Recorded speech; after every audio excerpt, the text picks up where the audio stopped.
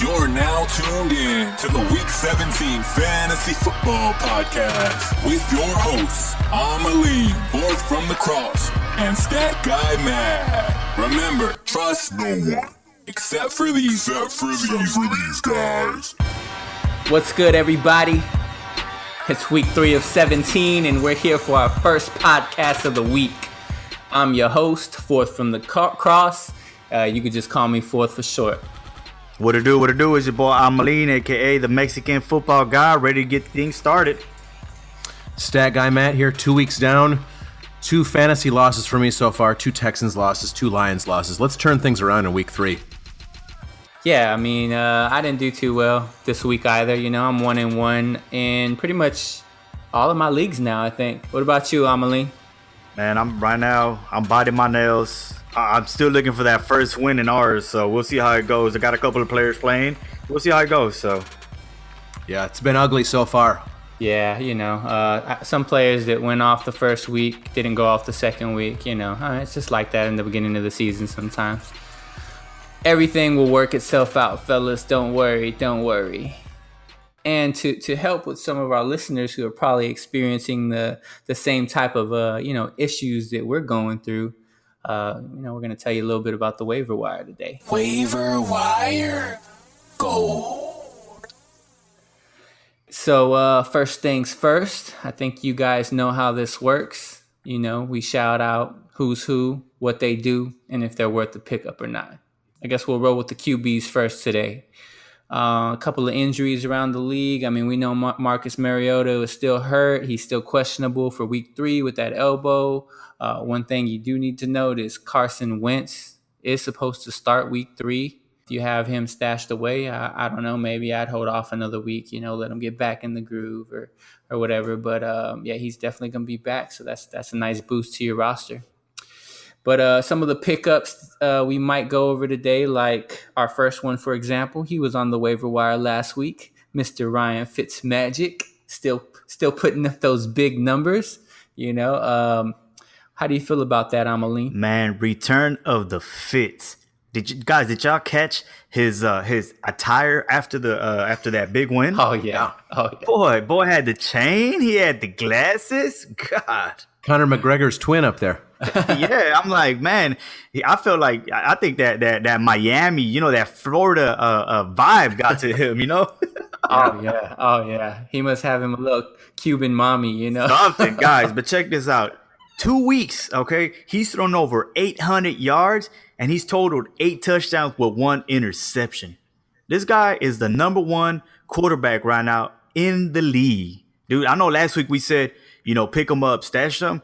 Literally, right now, at the rate he's going, you have to start him over any QB that you have out there right now. Yeah, ride the hot streak. He just played the Eagles, and I mean that's a good defense right there. What do you think, Matt? Yeah, I think speaking of ride the hot hand, that's basically what Deshaun Jackson came out and said. I think they were sort of asking him what he thought about this upcoming quarterback controversy, and it sounds like these receivers down in Tampa Bay want to keep rolling with Fitzpatrick, and he's given them all enough to eat. So, can see how things keep going. Awesome. So next guy on our list, I think we call this guy the Red Rifle, right? Did I get his nickname right? Sure. Andy Dalton. He makes the list for a waiver wire pickup. Looks like he's returning to form. He looks like the old Andy Dalton, man. Nothing like last year. We're talking 24 of his 42 passes for 265 yards and 4 touchdowns. Count them, 4. Yeah. Good touchdown numbers. I think the yardage is a little low and you maybe want to see a better completion percentage, but I'm surprised he's not owned in our league. I think there are guys out there that could use him. Go out and pick him up if he's available in your league. Yeah, and I'm a cut for this guy too. He's down the street from Houston. He's a Katy boy, TCU. So, I'm a cut for these Texas football players. But he's one of those that I'll pick up, keep him in the bench, and maybe play him in the bye. And it's all about the matchups. Who's your starting quarterback going against? Absolutely. All right, next guy. We talked about this guy. We actually labeled this guy as Fool's Gold last week. Mr. Tyrod Taylor with the Cleveland Browns. He completed 22 of 30 passes for 246 yards and 1 touchdown, along with 1 interception, which basically, it makes for pretty decent fantasy numbers. Yeah, I think he's still Fool's Gold to me. I'm more concerned about that Saints defense, because that's back-to-back, weekends where they've tore up that defense real bad. So I'm more concerned about the defense than what it is the quarterback. So no, to me that's fool's gold. Yeah, I mean, I think he played a little better than last week. It's still the Browns, so I don't know that he's worth a start. But the extra dimension that Tyrod Taylor adds is he's going to run the ball a little bit too. So I think he had four carries for 26 yards this past week. So that's something you're not going to get from every quarterback out there. But I don't think it's enough to make him a starter. Yeah, so it sounds like fool's gold to me. All right, next guy on the list, Blake Bortles. I don't know why I can't ever say this man's name right. Blake Bortles with the Jaguars. He is available in plenty of leagues because he has been not so good the past couple of years. But he did play against the New England Patriots through 29 out of 45, 377 yards, and 4 touchdown passes. Man, with six rushes for 35 yards total. That's pretty good. Yeah, as much as I want to give him credit, man, I used to ride with Bortles I think I rode with him last year and 2 years ago. He's inconsistent when it comes to fantasy football. Yeah, he's going to win you games, but, he'll go 1 week where he'll score you about 13 fantasy points, and then he'll go another week where he'll score you about 30-something fantasy points, and then he'll go another week where he'll score you 10 fantasy points. So it's kind of iffy to me. I'm not going to ride with him. I won't even keep him on my bench. He's just a darling to me right now. So no, I'm not picking him up. Yeah, I mean, that might have been the best game of Blake Bortles' career. I mean, who knows? That could, this past week might have been the best he's ever going to play. Although, I mean, to be fair to the guy, he seems to be picking up some slack with Leonard Fournette, being banged up. So who knows? I just don't see it being something that's consistent. Yeah, so one of the things that I read that Blake Bortles has better games when Leonard Fournette is not playing. Wow. So that's something else that they need to look at too. Yeah, I was reading this earlier and it was like, wow, it's like maybe they need to start thinking about how they're going to play Leonard Fournette because Bortles goes off whenever he don't play. Yeah. Interesting. That's something to think about. So, I mean, what are we calling this one, guys? It's fool's gold to me. Yeah, I'm not going to touch this. All right, on to the tight ends next. Only seen like one injury listed, and it wasn't for a real important tight end. Nobody probably even has him rostered. It was Jermaine Gresham. I think he's on the Cardinals still, right? Yep. I mean, they're terrible, almost as terrible as the Bills. So, yeah. Calm down. Yeah. Yeah, sorry, my bad. Okay. All right, first guy we got on our list is the same guy we've been talking about, since week 1, or at least Matt's been talking about him. He's still available on at least 60% of fantasy leagues everywhere. His name is Eric Ebron from the Indianapolis Colts. He scored a touchdown and double-digit PPR points in 2 straight games. What do you think about that, Matt? I think he should be owned if he's available in your league. He's owned in our league. I think he's the first guy we've talked about so far on this episode who's owned. But yeah, I think he's worth going out and getting if he's available. I can't imagine. Is he really unavailable in 60% of leagues? That seems really high. But yeah, I think go out and grab him if you can. Yeah, and I think one of the reasons why he's still available is because of this. 3 of 4 targets for 26 yards and a touchdown. You take that touchdown away, that's not a big production. Yeah. It's that touchdown. But it looks like our boy, Andrew Luck, is targeting him in the end zone. So it's something you want to look at. If you're not in a PPR league, yeah, you pick him up, whatever. But it seems like he's going to keep getting that touchdown every week when they're in the end zone. And, we are talking about the tight end position here. You know how hard it is to come by with points when you're not named Gronkowski or Kelsey, So I think this is a good pickup. All right, next guy on our list is somebody I was debating about playing over. I'm not even going to tell you who I played in my tight end spot this week, but I was going. Hey, man, you played a fool. You played a fool's gold, or I just took a gamble. All right, I took a gamble. It didn't pay off, but the guy that I was going to pick up and start was this guy here, Jesse James for the Steelers. Dude went off. I'm talking about. Caught 5 passes for 138 yards and a touchdown. I mean, those are receiver numbers, man. Talk to me, Amalean. Talk to me. All right, the guy went 5 for 5, scored he got 138 receiving yards. Now, what do you do the first week? First week, I think he only had like 60 yards, that's pretty good if you're not doing PPR. You get your 6 points. To me, that's pretty decent for a tight end. But for the most part, the Steelers were playing from behind. So when you play from behind, what is it that you're doing? Throwing. You're throwing the ball. Okay, you think the Steelers are going to be playing behind every week? No. No. I really don't think so. So if and then you look at it, you got Antonio Brown over there, you got Mr. Juju, all right, and then you got your Carson guy. Okay, no, what's his name? Connor, right? You got your Connor running back over there. If you really need a tight end, yes, you get him, but I guarantee you're not going to get good production out of him, in the coming weeks. You got too many wide receivers over there. Yeah, this could be another guy. Like I said about Bortles, this could be another guy that we just saw the best game of his career. Who knows? I certainly wasn't keeping as close of an eye on him as it sounds like you guys might have been, but maybe he's the beneficiary of Le'Veon Bell not being around. Somebody's catching some of the short yardage passes. I don't know how much of this was streak routes or how much of this was him catching it, out in the flat and turning it upfield. But good for him.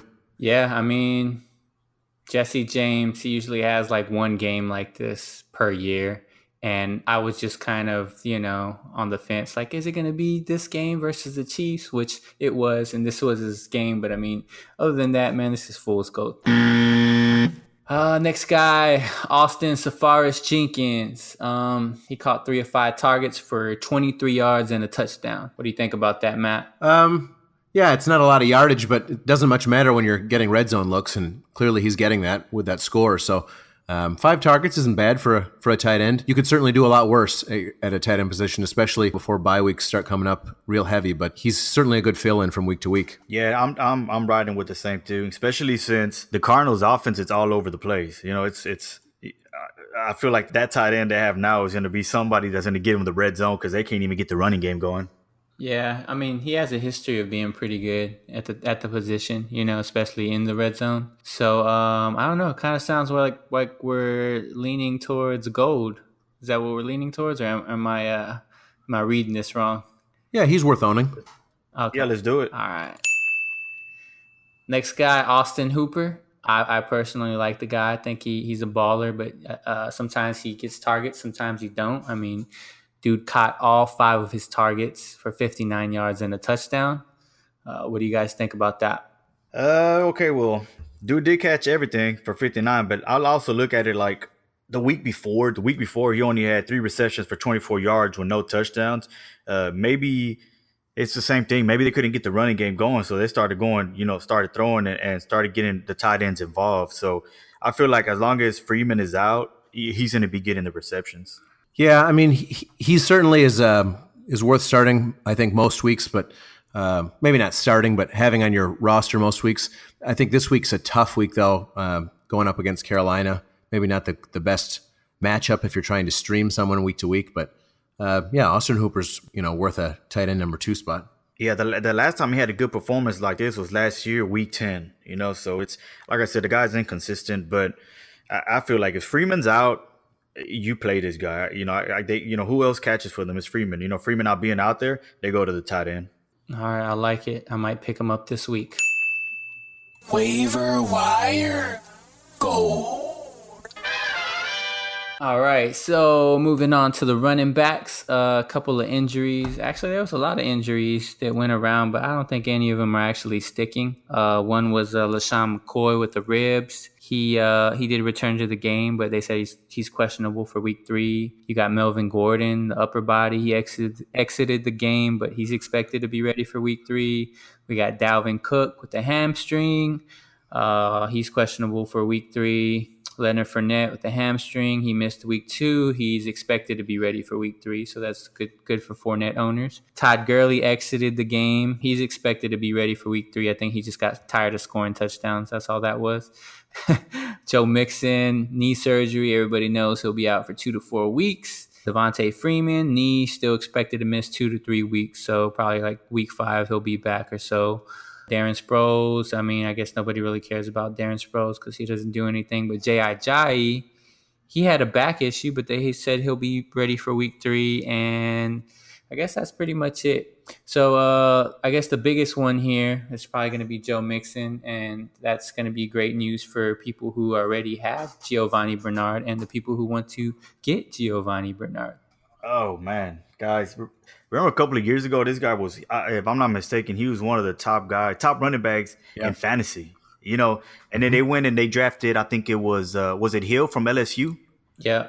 I think that was the same year that Alfred Blue came out, and Hill was supposed to be the guy that was going to take his job. Where's Hill at now? I think Hill's over there. Ain't he in New England right now? Yeah, he got when they played the Texans, I think last week, he got injured, so he's out for the season. Yeah.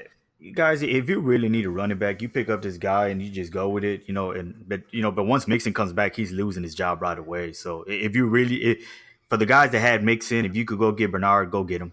Yeah, this is a good temporary fill-in for sure. I'm looking here. It looks like last year when he filled in for Mixon during a stretch in December, he picked up 208 rushing yards, 133 receiving yards on 16 catches, 2 TDs, all in the span of 3 games. So, I mean, this guy's going to take advantage of the opportunity. But like Amalean said, he's losing his job as soon as Mixon's back. Yeah, I mean, you guys know I don't like Joe Mixon, but I mean, hey, but Mixon's showing flashes, guys. Like he's starting to show that potential that he has. So it hurts that the guy went out when he was starting to get that flash going, and then this happens. So it seems like bad luck is just riding with the guy. There's probably a real good reason why, but it sucks. But hey, when he comes back, he should be ready to go good.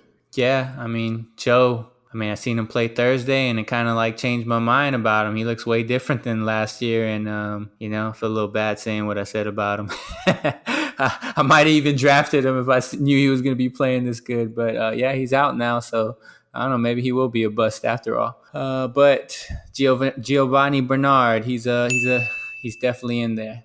All right, so next guy, Aaron Jones, Green Bay Packers. I mean, he's really like the third string running back. They said he showed flashes of potential during his rookie campaign, averaging 5.5 yards per carry in 4 starts.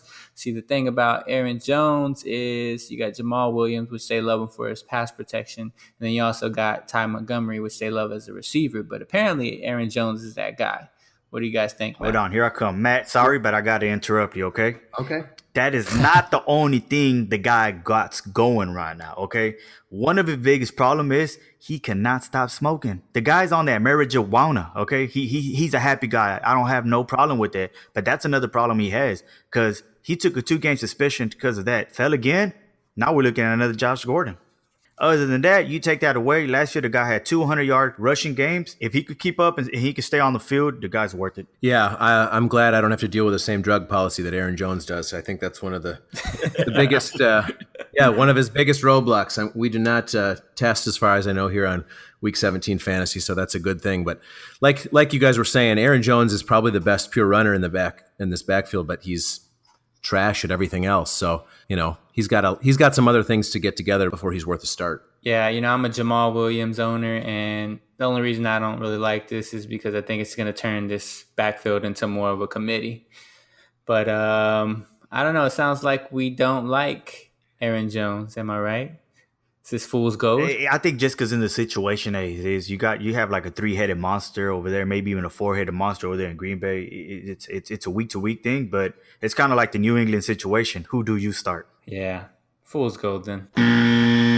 All right, next guy, we got, as we said, LaShawn McCoy was having some rib issues. So we're going to talk a little bit about Chris Ivory from the Buffalo Bills. He carried twice for 7 yards and a touchdown. So he vultured that touchdown from the Chargers. He also caught one of his 2 targets for 30 yards. Fool's gold. Who does he play for, Matt? Yeah, the Buffalo Bills. And not only that, he's a backup for the Buffalo Bills. Stay tuned, folks. We're going 3 levels deep on this a few players from now. Yeah, and if I'm not mistaken, I think that touchdown came after they were losing by 100 points already. So it was something like that, But now it's fool's gold. This is all a joke. He's a Bills player. Give him the fool's gold. All right. Corey Clement is the next guy up. I'm not sure I talked about him yet, but I've been meaning to talk about the guy. I mean, he was pretty dynamic last year, big time playmaker. And it looks like he's starting to break out little by little. He rushed 6 times for 30 yards and a touchdown and caught 5 passes for 55 yards. Talk to me. All right, I'll let you get this one, Matt. The Eagles' backfield is a little bit messy always, I think. I was a JI owner last year, and this guy frustrated me. He's definitely got some talent. There will be weeks where he will be the guy that gets the most fantasy points in that Eagles' backfield. Darren Sproles is there too. Is that correct? He is, but he's injured. Yeah, I mean, I guess if Sproles is dinged up and it sounds like maybe a JI's not at 100% either, he's probably worth a start. He's definitely got some talent. Yeah, he has a lot of potential. And then, not to get it wrong. When he was over there in Wisconsin, the guy was a freaking monster. He's a Super Bowl winner. He got one last year with the Eagles. Shout out Philadelphia. But I think he's so far in his career, he's rushed for like 377 yards. So he has already 7 touchdowns. So to me, if you need one, ride one. I think this guy got a lot of potential. All right. Next guy we're moving on to is Javarius Allen. He's with the Ravens. He seems to be owned in our league.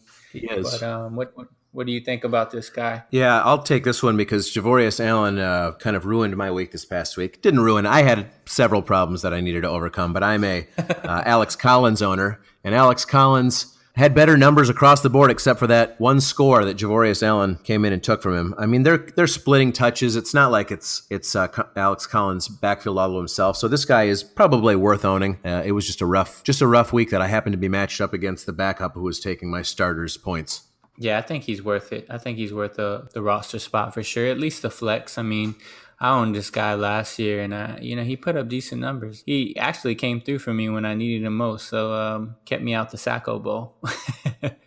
But what do you think, Amalean? You got anything on this guy? Hey, I'm riding with Matt.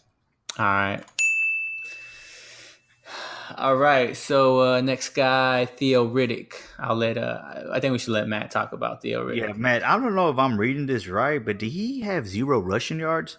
Yeah, that's what I was going to say right here. This guy he's not a running back. He's a receiver. Theo Riddick is like a catch it in the backfield, make something happen. He had a spin move during this game that left 2 49ers defenders on their asses, and if he had gotten his footing under him, it would have been a touchdown. But he's almost spun himself to the ground. He had 9 receptions this week on 12 targets for 47 yards. That's what you're going to get from Theo Riddick from week to week, is he is going to be a pass-catching back, and he might not get any carries at all.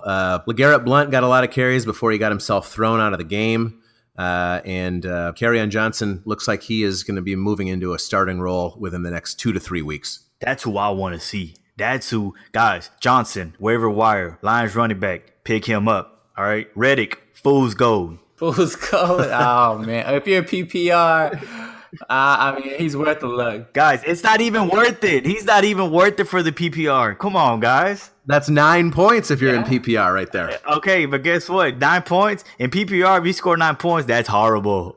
Okay, that is horrible. No, guys. Well, no, I'm saying 9 points for 9 receptions on top of the 47 yards. So we're talking. And he'll score from time to time. Theo Riddick will find the end zone every few weeks. Yeah, but if you really need this guy, then there's a problem with your fantasy. Come on. All right.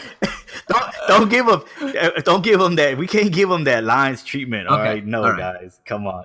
All right, man. I'm sorry. That's fair. He is not the Lions running back to own. Kerryon Johnson is the guy to keep your eyes on. And he's not even the wide receiver either. All right, come on. That's fair. I like that. Okay. It hurts. It hurts. I know how it feels because, me being the Texan, we got some players that are struggling. We want to cut for them. Hey, but sometimes it's good just to be a realist. Sure. Yeah. If Alfred Blue was on this list. Hey, Alfred Blue is getting more points than Riddick. Come on. He's getting more touches, I guess. Rushes. Whatever. All right. Anyways, moving on. We talked about this guy last week, Nyheim Hines. I mean, we talked about him. He was a target for a lot of people last week, and it looks like he's a target again. He rushed 4 times for look at this big number, guys, 7 yards, and scored a touchdown while also catching 1 pass on 1 target. But he caught for -2. All right, so fool's gold, guys. And they have a little committee going over there too. You know, Mac is back. I think once Mac gets to 100%, he's going to take on to being the return of the Mac. Okay. Return of the Mac. So Nyheim Hines, and I'm pretty sure Mac's owned. But anyways, we'll give you the ding, Mac, because we want to see you back. All right, next guy. Oh man, this is a sleeper. This is a deep sleeper, guys. No, Marcy Murphy. You ain't even heard that name before. You know why? Because this guy, he's on the Buffalo Bills. I can't even believe we are talking about our 3rd Bills running back of the show. Yeah, this is the information they're putting out there online. He carried 6 times for 31 yards. That's pretty good. That is pretty good. He had 1 fewer carry than LaShawn McCoy. That's something else to note. and he led the team in rushing yardage overall. So, 31 yards. I mean, guys, I just looked him up on Google, and let me tell you what shows up. All right, a real estate agent, a marketing sales specialist. Like, literally, I'm trying to find something on the guy, but I have nothing on him, guys. Who is this guy? I got to do some research. You literally hit me with a haymaker with this one. Like, who is this guy? Maybe he is a real estate agent. Yeah. I mean, maybe he is a real estate agent, man. Maybe they just signed a real estate agent. Yeah. They need some talent, man. You know, they're hoping for like a Kurt Warner situation. No, but guys, it's a real bad situation over there in Buffalo. You got freaking guys quitting on them. Okay, so it's can somebody explain to me what happened at halftime? Unbelievable. Vontae Davis retired at halftime. He went to the locker room. He removed his uniform. He put on his street clothes. He chunked a deuce, and he walked out of the stadium. Yeah, word on the street was that he was here in Week 17 on Thursday, got pissed off, and his mind was out of the way. So he kept thinking about Week 17 and all the trash y'all guys were saying about him. Yeah. And he just decided to say, you know what? It's not worth it. Yes. It's not worth it. We had no idea we had so much influence over the football world, but we have forced our first retirement of the season. We're hoping to take out the entire Bills defense by the end of the year. Oh, yeah. I have never heard of something like this happen, guys. Like, I have never heard of it in the pros, haven't heard it in college, and I've never seen that even happen in Pee Wee, guys. Like, this is crazy. This is like the ultimate I'm taking my ball and going home. This guy literally just packed up and was like, I don't want to play if it's not going to be fun for me. Hey, guys, and I think, and if I'm not mistaken, he's probably one of the best defensive guys in that team. Yeah. So guess what? Now you really have to start. You really have to start whatever quarterback is playing or players that's going against the Buffalo Bills, guys. Yeah. Monster games, guys. So anybody on the Bills? Anybody? Let me get that one more time. Oh, hold on, wait, one more. Let me get that one more time. Anybody? There you go. Anybody going against the Bills, however. All right, so moving on to the wide receivers, notable injuries. Marquise Goodwin, his quad, he's questionable for week 3 still. Devontae Parker, finger, he's questionable for week 3. Larry Fitz, hamstring, he's questionable for week 3. And Dante Moncrief, which he's all right, I guess. He's questionable with a knee injury for week 3. First guy, we're going to go down the list. This is Amalean's boy, Mr. Keelan Cole from Jacksonville Jaguars. Go ahead, talk to me. Man, guys, I was high on this guy, coming in the season, especially when who was it that got hurt over there at my mind went blank right now. Wide receiver, Jacksonville, got hurt. What's his name? My mind's blank. No, this year. He just got hurt this year. I already forgot his name, but I know who you're talking about. Marquise Lee. Mark Lee. All right. Once he got hurt, once he went down, guys, like, wow, like who Cole to me was going to be that number one wide receiver over there. And the guy showed flashes last year. Week 1, he was kind of slow. Week 2, it's like he was coming out the gates. Like he was ready. And dude, he turned it up. My only problem with this is if Blake Bortles doesn't perform, Cole don't perform. So it's one of those. I actually benched him just because I felt like he wasn't ready. And the week that I do bench him, he freaking goes off. But I think he's a good pickup to keep, on your bench. And depending on the matchups, if I'm not mistaken, they play Buffalo this year too. So, you start the guy depending on the matchups. All right. So I guess we'll go ahead and give this guy the ding. Next guy we have is Quincy Enunwa. You want to talk about him, Matt? Yeah, I think these first 2 picks are a clear illustration that there's some insider trading going on over here at Week 17. They are both owned by Amalean. This is information apparently that he wasn't ready to share with us until he had both of these guys on his roster. But Enunwa looks good again this week. Yeah. 11 targets. He is getting a lot of attention over there in New York and turned it into almost 100 yards this week. Didn't score, but he had a score last week, so yeah, I think this guy should definitely be owned. All right. Next guy we got Mr. John Brown, Baltimore Ravens. John Brown, 10 targets, 4 catches, 92 yards, 1 touchdown. Bad catch percentage, but what do you guys think? Go ahead, Matt. Yeah, I didn't watch this game, so I don't know how many of those 10 targets were contested, but you got to come up with more than 4 catches with those opportunities. I mean, at least on the 4 catches, he turned him into something, 92 yards, a touchdown, but it's going to depend a lot on the scoring if he's not catching a higher percentage of his passes.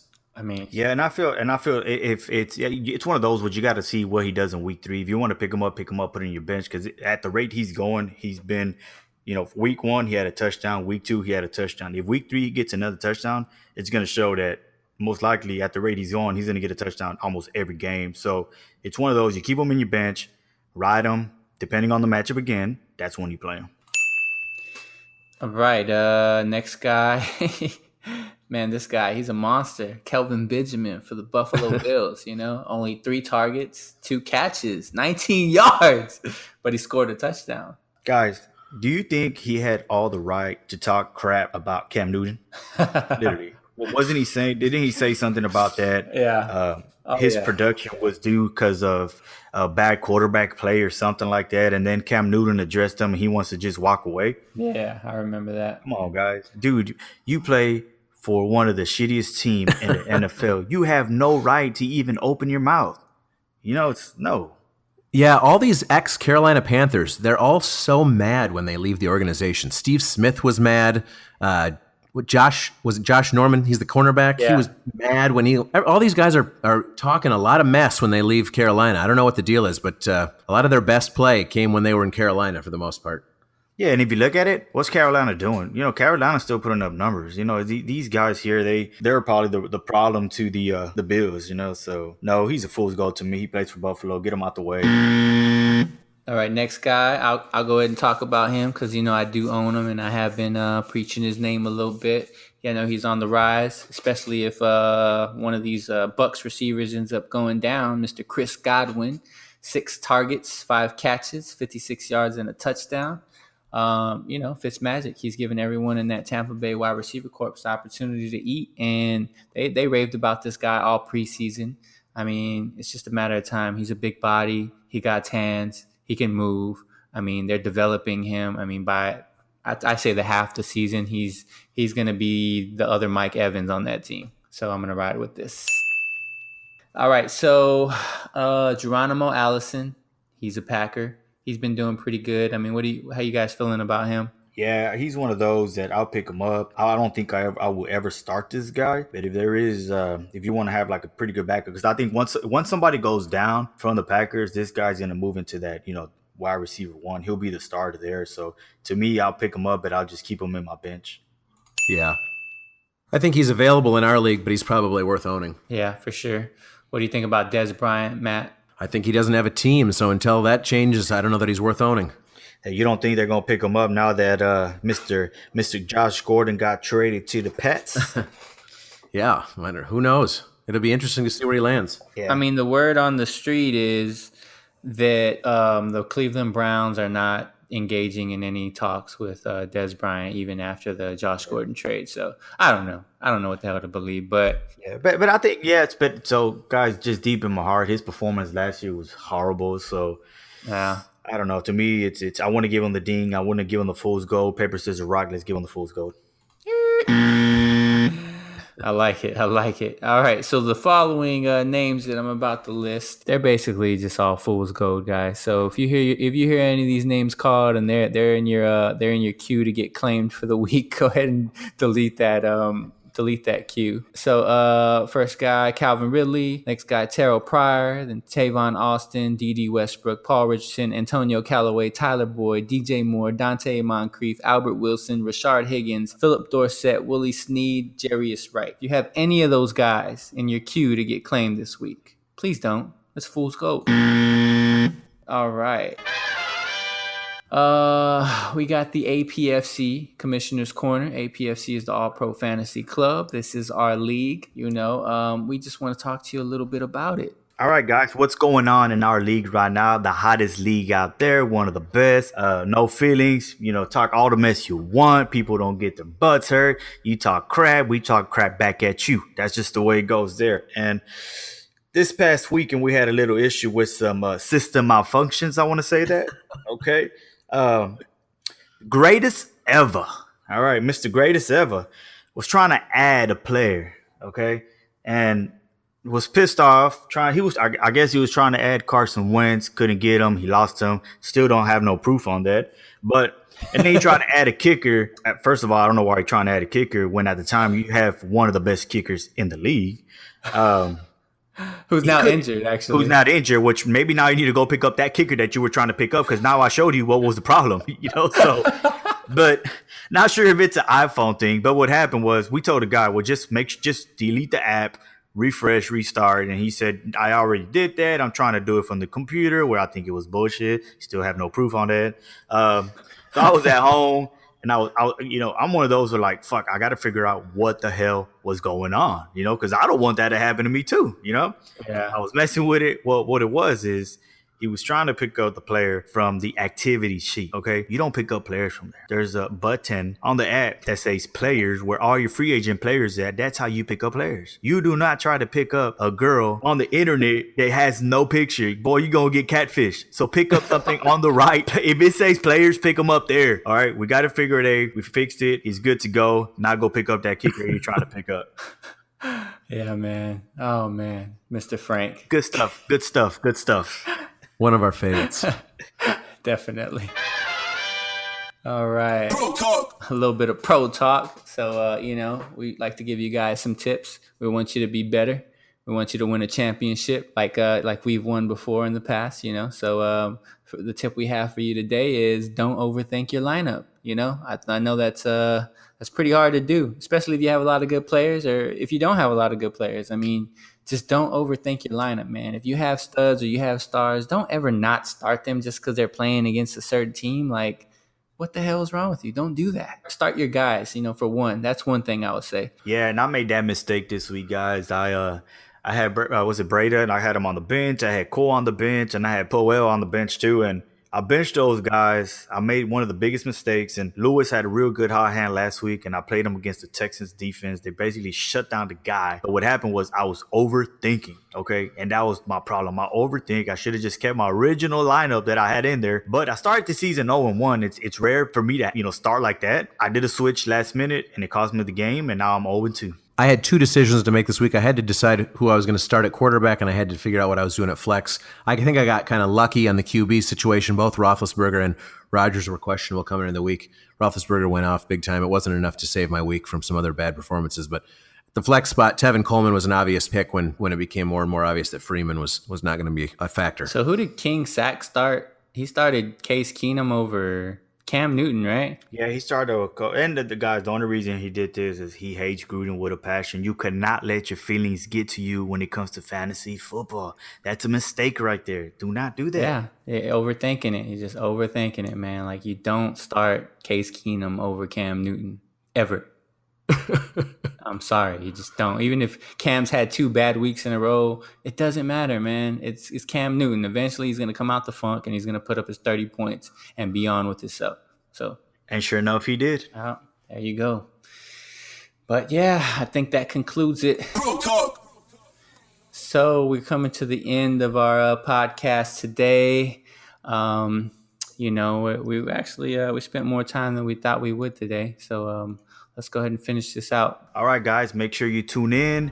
This coming Thursday, we got a special guest, Stone Cold Frank from Austin. All right, he'll be here. Y'all want to tune in. We're going to have a lot of new things, in the next episode. We're going to have some good laughs, but tune in, because you want to hear one of the best podcasts out there. Tune in, guys. It's going to start getting even more fun. Yeah, I mean, we all about fun over here. So I just want to talk to you guys a little bit about our Facebook. It's facebook.com/week17fantasy, or you can just go to week17fantasy.com. We got all the links there. You can search us on YouTube, Week17Fantasy. And, of course, our Twitter handle is @Week17Fantasy. If you see our posts out there, please share them out, spread the word. Let them know that we're out here and we're giving this good advice. We want people to win. We want you to be better. So remember, Week17Fantasy.com. Yeah, and for those of you who have been listening to us for a couple of weeks now, you know that our Thursday show, we've got a Ask Week 17 segment coming up. We're looking for those questions. Head on over to Week17Fantasy.com and submit your questions. Yeah. And I think that does it, you know? All right, guys. It's the sorry, but it's the pick'em of the week, guys. Thursday, we got the Browns going against the Jets. Guys, this is the first time in 2 years that that the Browns are favored to win a game. Wow. Huh. That hurt. Guys, I was going to Jets. say I ride with the Browns on this one, to be honest. guys, I'm riding with the Browns too. Yeah, man, it's tough for me to say that because the Jets dismantled my Lions in week 1. But I think the Browns could win this. Yeah, I mean, that defense is pretty monstrous. Guys, think about it, guys. They haven't been favored in 2 years. Guys, Vegas is on their side. So if you look at this matchup, guys, it's horrible, but I think it's going to be fun to watch. Will the Browns get that first win? Yeah, I guess we'll see. All right, fellas. To all our listeners out there, appreciate you joining us today, and we'll see you guys Thursday. We're out.